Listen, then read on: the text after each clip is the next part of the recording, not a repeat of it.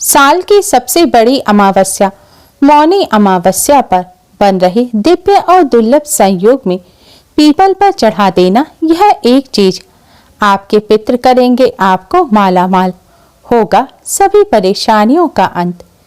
राधे राधे दोस्तों, कैसे हैं आप सब।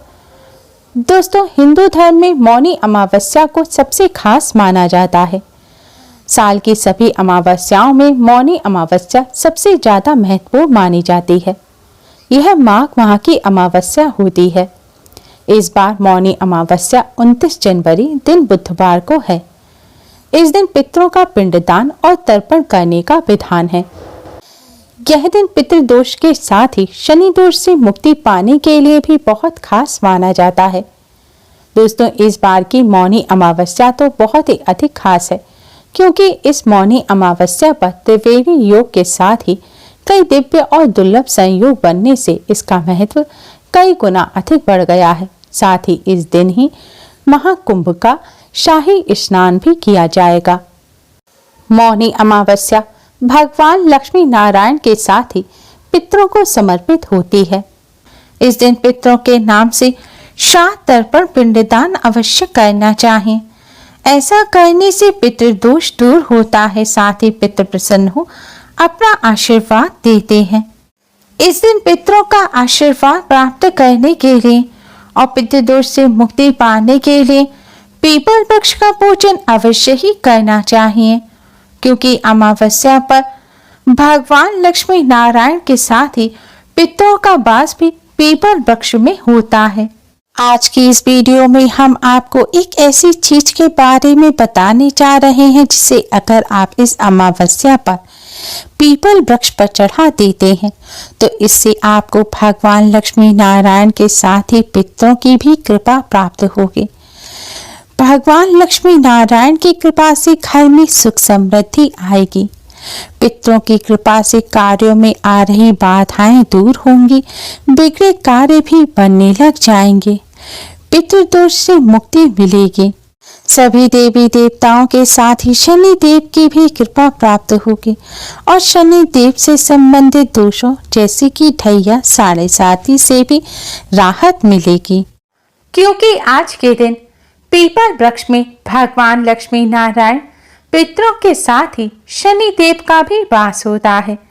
और आज के दिन पीपल वृक्ष का पूजन करने से शनि देव से संबंधित दोष भी दूर हो जाते हैं और शनि देव की कृपा प्राप्त होती है।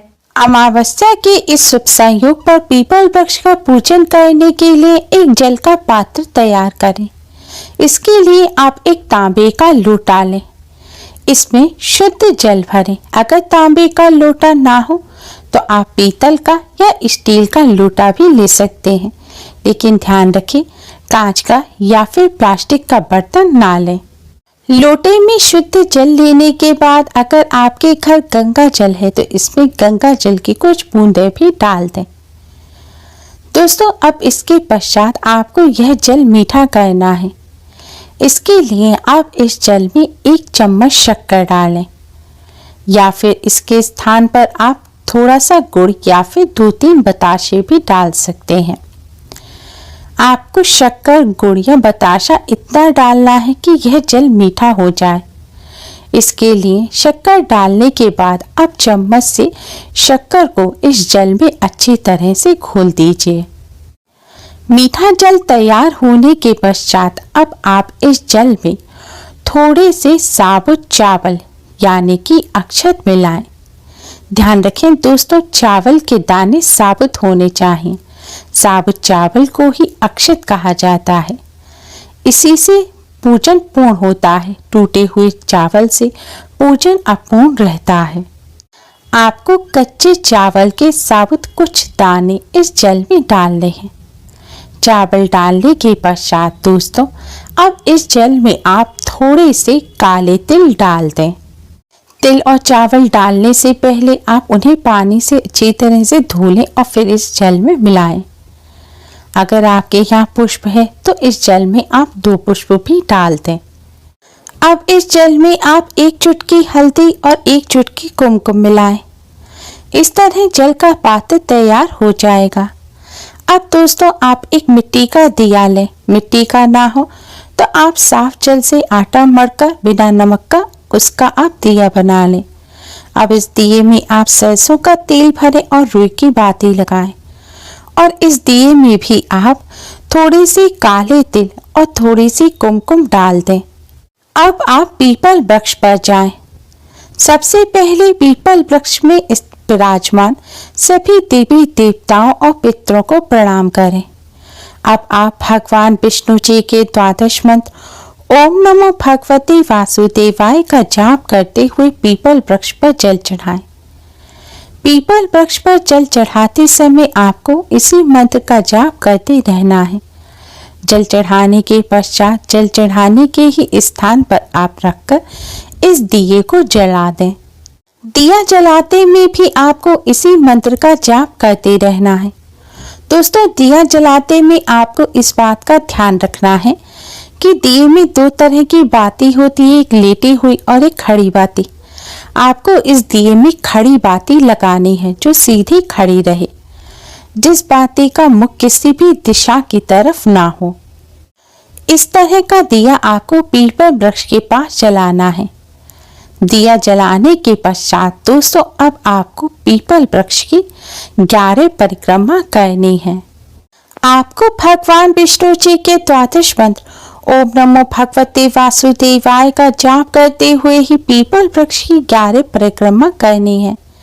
इस मंत्र का जाप कर पीपल वृक्ष की परिक्रमा करने से भगवान विष्णु, मां लक्ष्मी जी के साथ ही समस्त देवी देवताओं की कृपा प्राप्त होती है और कष्टों से छुटकारा मिलता है।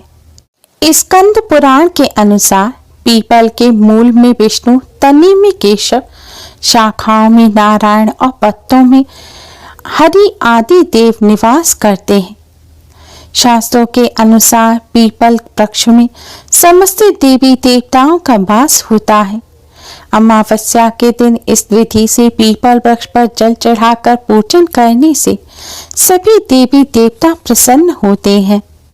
पीपल वृक्ष में समस्त तीर्थों का भी वास होता है। इस विधि से पीपल वृक्ष का पूजन करने से समस्त तीर्थों में दर्शन, स्नान करने का भी पुण्य फल प्राप्त हो जाता है। अमावस्या के दिन पीपल वृक्ष में पितरों का भी वास होता है। इस विधि से पीपल वृक्ष का पूजन करने से पितरों का आशीर्वाद प्राप्त होता है। पितरों की कृपा से कष्टों से छुटकारा मिलता है और कार्यों में आ रही रुकावट दूर होती है। पितृ प्रसन्न होते हैं जिससे पितृदोष से मुक्ति मिलती है। अमावस्या और शनिवार के दिन पीपल वृक्ष में शनि देव का भी वास होता है। इसलिए इस विधि से जल चढ़ाने के बाद अगर आप शनि दोष से पीड़ित हैं तो आपको पीपल वृक्ष के नीचे बैठकर एक बार हनुमान चालीसा का पाठ अवश्य ही करना है। ऐसा करने से शनि देव से संबंधित ढैया, साढ़े साती और महादशा से राहत मिलती है और कष्टों से छुटकारा प्राप्त होता है। इस तरह पीपल वृक्ष का पूजन करने के पश्चात दोस्तों आप भगवान श्री गणेश, भगवान लक्ष्मी नारायण और समस्त देवी देवताओं को प्रणाम कर जाने अनजाने में की गई सभी गलतियों की क्षमा मांगे और फिर अपने पितरों की आत्मा की शांति और पितरों की मुक्ति की प्रार्थना करें।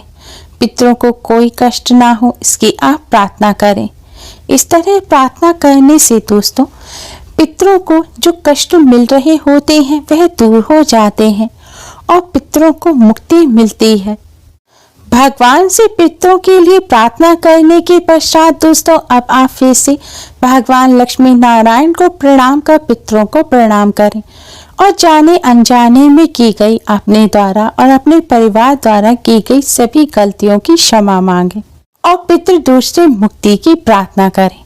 ऐसा करने से आपको और आपके परिवार को पितरों का आशीर्वाद मिलेगा और पितृदोष से मुक्ति मिलेगी।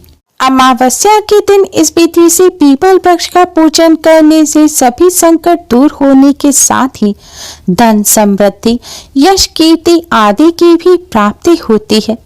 पूर्वज पितृ प्रसन्न व तृप्त होकर सभी मनोकामनाएं पूरी होने का भी आशीर्वाद प्रदान करते हैं। अमावस्या के दिन इस तरह पीपल वृक्ष का पूजन करने से भगवान लक्ष्मी नारायण की कृपा से अपार सुख मिलता है, धन वैभव की प्राप्ति होती है और कष्टों से छुटकारा मिलता है। दोस्तों, पीपल वृक्ष का पूजन करते समय आपको कुछ बातों का विशेष ध्यान रखना है। आपने पीपल वृक्ष पर जो जल चढ़ाया है उस जल को आप छूकर अपने माथे से ना लगाएं। जैसे भगवान सूर्य को जल चढ़ाने के बाद माथे से लगाते हैं उस तरह से ना करें। पीपल वृक्ष पर जो आपने दीपक जलाया है उससे आप आरती ना लें और पीपल वृक्ष की आरती भी ना उतारें। परिक्रमा आपको क्लॉकवाइज ही करनी है। जैसे घड़ी की सुइयां घूमती हैं इसी तरह घूमकर आपको पीपल वृक्ष की परिक्रमा करनी है। इस प्रकार पीपल वृक्ष का पूजन आपको सूर्य उदय होने के बाद और सूर्य अस्त होने से पहले ही करना है। लेकिन अगर सूर्य अस्त होने से पहले आप पूजन नहीं कर पाए हैं तो आप सूर्य अस्त होने के बाद रात्रि 8 बजे तक पीपल वृक्ष का पूजन कर सकते हैं। लेकिन सूर्य अस्त होने के पश्चात आपको पीपल वृक्ष पर जल नहीं चढ़ाना और ना ही पीपल वृक्ष का स्पर्श करना है। आप दीपक जला सकते हैं लेकिन जल ना चढ़ाएं। झूठे मुंह से पीपल वृक्ष का पूजन ना करें। पीपल वृक्ष का पूजन करते समय स्वच्छता पवित्रता का विशेष ध्यान रखें। पीरियड के दौरान महिलाएं पीपल वृक्ष का पूजन ना करें। जूते चप्पल पहनकर भी पीपल वृक्ष का पूजन ना करें। जब भी पीपल वृक्ष का पूजन करने जाएं तो आप कोई भी सौंदर्य प्रसाधन जैसे कि क्रीम, पाउडर, परफ्यूम वगैरह लगाकर ना जाएं। कोई भी खुशबू वाली चीज आप लगाकर पीपल वृक्ष का पूजन करने ना जाएं। सादगी के साथ पीपल वृक्ष का पूजन करें। पीपल वृक्ष का पूजन करते समय इन सभी बातों का विशेष ध्यान रखें। उम्मीद है आपको हमारी ये वीडियो पसंद आई होगी। प्लीज लाइक करें। हमारी इस वीडियो को अपने फ्रेंड्स और रिश्तेदारों में ज़्यादा से ज़्यादा शेयर करें जिससे वह भी इसका लाभ उठा सकें। हमारी और भी वीडियोस के लिए हमारे चैनल को सब्सक्राइब करना ना भूलें। Thanks for watching. Radhe Radhe.